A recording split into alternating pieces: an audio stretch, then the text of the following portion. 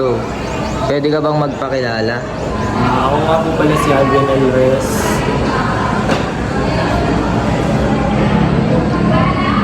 Paano ka nagsimulang mahilig sa iyong sport? Nahilig ako dito dahil naudyukan din ako. Dapat kasi nung grade 7 pa ako matututo pag-taekwondo.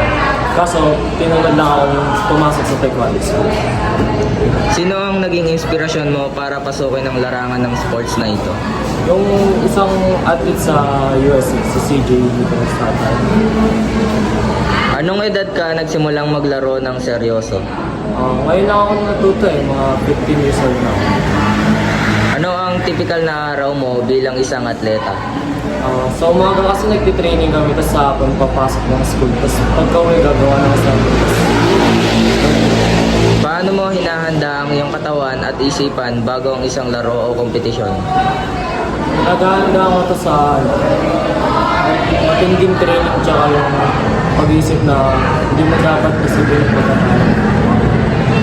Mayroon bang partikular na coach o mentor na malaki ang naging papel sa tagumpay mo? Meron yung coach namin si Ma'am Jasmine tsaka si Sir Franz. Ano ang pinakamahirap na hamon na hinarap mo sa iyong karir?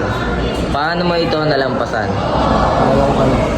Hindi kami makapasok sa klase kasi kailangan namin tayo sa training tapos pero hinabol naman namin lahat yung mga ginawa nila pero yun, makapasok natin. Ano ang pinakamasayang sandali mo sa sports? Nung makapasok kami lahat yung nag-waiting kami kasi ang hirap mag-balance ng weight mo doon. Tapos nagtigal pa kami hindi makapasok. Mayroon bang partikular na laro o kompetisyon na pinaka-paborito mo at bakit?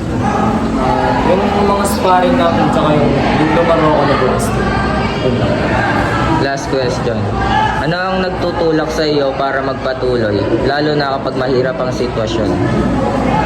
Kasi minsan dito na lang din ako nakakawa ng inspiration para makapaglaro.